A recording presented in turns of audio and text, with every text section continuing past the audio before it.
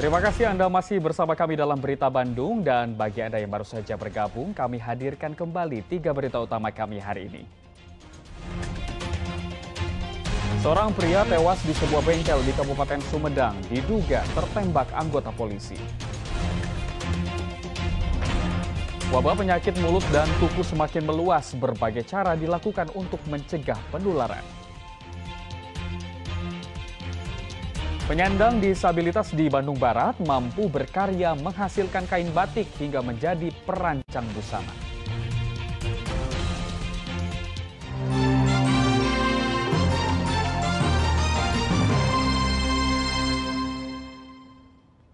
Berbagai upaya dilakukan untuk mengatasi wabah penyakit mulut dan kuku pada hewan ternak di Jawa Barat. Namun lalu lintas perdagangan hewan kurban menimbulkan kekhawatiran baru semakin meluasnya wabah. Di tengah meluasnya penyebaran penyakit mulut dan kuku pada ternak sapi di Kuningan, ada berita baik. Dari 200 ekor sapi yang mengidap penyakit mulut dan kuku, 31 ekor diantaranya berhasil disembuhkan tenaga kesehatan hewan dibantu sejumlah mahasiswa kedokteran hewan IPB. Data yang terakhir yang terkena 185 ekor, kemudian yang sudah akhir ada 6 ekor, kemudian yang sembuh ada 31 ekor. 1 ekor. Untuk sekarang hasil pemeriksaan ada penambahan nggak, Jok? Pasti ada penambahan terus ya. Kita Belum. tadi pemeriksaan sudah ada 5 ekor yang positif lagi. Masih dari Kuningan, para peternak sapi di desa Cipakem, Kecamatan Malember memiliki ramuan jamu tradisional turun-temurun. Ramuan terbuat dari daun serai yang telah ditumbuk dan direbus dengan air dicampur dengan abu bekas pembakaran kayu. Ramuan kemudian dibalurkan ke seluruh badan sapi dan sebagiannya diminumkan ke sapi untuk mencegah penularan penyakit. Di kota Sukabumi, mulai menjamurnya pedagang hewan kurban menjelang Hari Raya Idul Adha bulan depan menimbulkan kekhawatiran baru. Apalagi pasokan hewan kurban untuk kota Sukabumi tahun ini rata-rata berasal dari daerah Jawa Tengah dan Jawa Timur yang diserang wabah penyakit mulut dan kuku. Wabah penyakit mulut dan kuku semakin meluas di Kabupaten Bandung. 140 ekor sapi milik peternak di Kecamatan Pasir Jambu, Kabupaten Bandung dinyatakan terjangkit PMK dalam 3 hari terakhir. Sapi yang terjangkit menjadi lemah dan tak nafsu makan, bahkan ada sapi yang mati. Kondisi ini juga menyebabkan penjualan susu sapi turun drastis. Penjualan susu ya terus terang drastis pokoknya lah. Drastis. Udah kalau penjualan susu sekarang dari 100%, 70% sekarang udah hilang. Kadangkala ya yang meres itu bisa sama sekali 0%. Enggak. Setelah sempat ditutup sejak 13 Mei lalu, pasar hewan Mononjaya di Kabupaten Tasikmalaya kembali dibuka. Meski masih sepi pembeli, harga jual sapi naik 1 hingga 1,5 juta rupiah per ekor. Kalau harganya sendiri gimana Pak di sini Pak? Ada kenaikan nggak Pak? Ada. Berapa Pak per ekornya? Ada sampai 2 juta Pak? Nggak ada, paling sejuta. Sejuta ya? Per ekor ya Pak ya, naiknya ya Pak ya? Pembukaan kembali pasar hewan Mononjaya dilakukan dengan syarat kondisi hewan sehat setelah pemeriksaan fisik oleh dokter hewan dan mengantongi SKH. Sehat ya? Tim Liputan melaporkan. Pencabutan subsidi kepada produsen minyak goreng curah oleh pemerintah menimbulkan kekhawatiran masyarakat. Pemerintah diminta memastikan pasokan dan harga tetap stabil.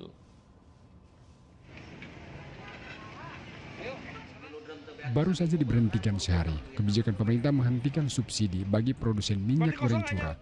Pasokan ke pasar Cibadak Sukabumi menghilang.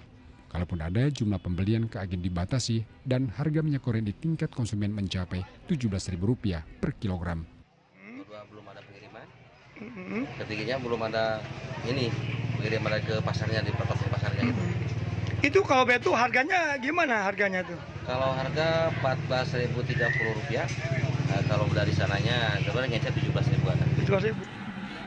Para pedagang pasar baru di Kabupaten Indramayu mengaku resah dengan kebijakan pencabutan subsidi minyak goreng curah oleh pemerintah.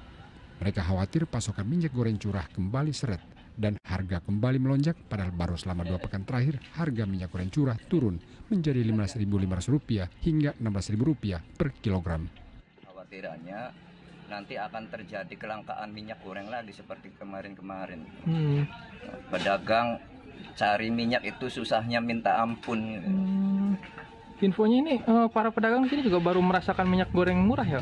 Iya, baru merasakan sekitar 1 sampai 2 mingguan merasakan minyak goreng murah.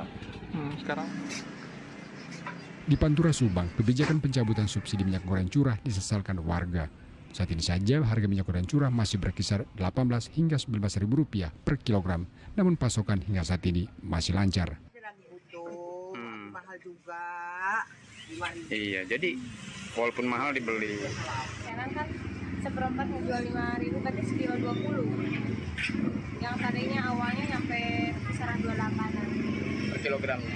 Per kilonya sekarang udah 20-an. Ketersediaannya? Ketersediaannya stok banyak. Pemerintah mulai tanggal 31 Mei 2022 mencabut subsidi bagi produsen minyak goreng curah. Sebagai penggantinya, pengusaha ditawarkan kuota ekspor minyak goreng, namun dengan kewajiban tetap memasok minyak goreng curah dengan jumlah sesuai kebutuhan pasar dalam negeri. Tim Liputan melaporkan. Memanfaatkan libur hari lahir Pancasila, ribuan wisatawan masuk ke wilayah Bandung Raya untuk berwisata. Akibatnya terjadi kepadatan arus lalu lintas di sejumlah tempat. Kepadatan kendaraan menuju kawasan wisata Lembang, Bandung Barat, Rabu pagi terjadi di beberapa titik ruas jalan utama. Dari arah selatan, ekor antrian sudah mengular sepanjang 3 km di Jalan Gudang Kahuripan menuju arah Lembang. Kemacetan dipicu kendaraan yang keluar masuk menuju sejumlah objek wisata di pusat kota seperti Farmhouse dan The Great Asia Afrika. Antrian kendaraan juga terpantau mengular dari arah utara di Simpang Panorama maupun Simpang menuju arah Lembang, hingga ke beberapa lokasi wisata seperti Floating Market, Lembang Park Zoo, hingga Kota Mini. Kepadatan kendaraan juga terpantau di kilometer 82 ruas tol Cipularang, Jatiluhur, Purwakarta, dari arah Jakarta menuju Bandung Rabu pagi. Arus terhambat banyaknya kendaraan berat angkutan barang yang melaju lambat. Meski libur nasional hari lahir Pancasila bertepatan dengan pertengahan minggu dan hanya 1 hari, rupanya tak menggugurkan niat warga wilayah Jabodetabek untuk bepergian ke sejumlah lokasi wisata di Bandung Raya. Sejumlah persiapan dilakukan calon haji di sejumlah wilayah di Jawa Barat, mulai dari manasik hingga tes PCR COVID-19 sebelum keberangkatan ke Tanah Suci.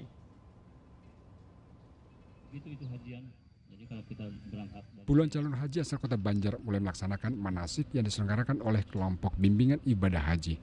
Namun tidak semua calon jemaah yang mendaftar jadi berangkat karena ada kebijakan pembatasan usia. Tercatat ada 15 calon jemaah yang gagal berangkat karena pembatasan usia. Sedang 89 orang sudah siap diberangkatkan kloter 31 yang terbang tanggal 26 Juni mendatang. Semua jemaah pada sehat dan tidak ada halangan sehingga jemaah bisa berangkat semua dan selamat dan bisa menjadikan haji mabrur dan mabrur. Di Subang, 503 orang calon haji dan 6 pendamping haji menjalani tes PCR COVID-19 Selasa lalu sebagai persiapan masuk asrama haji dan terbang dalam kloter 1 tanggal 4 Juni mendatang. Tes PCR dilaksanakan di Gedung Islamic Center Subang. Alhamdulillah merasa diperhatikan oleh petugas jemaah haji. Ini pemberangkatan yang berapa kali? Pemberangkatan baru sekali. Kali ini ya? Iya. Kloter berapa? Kloter 1. Kloter 1? Iya. Dari mana? Dari Ciasem, Subang. Kuota calon haji asal Subang tahun ini mencapai 544 orang, namun 27 orang diantaranya dipastikan gagal berangkat akibat pembatasan usia. Dengan di PCR hari ini, berarti jamaah kloter 1 untuk tanggal 3 sudah siap untuk diberangkatkan. Bagi calon haji yang dinyatakan positif terpapar COVID-19 dari hasil tes PCR, akan menjalani karantina sesuai ketentuan yang ditetapkan pihak embarkasi.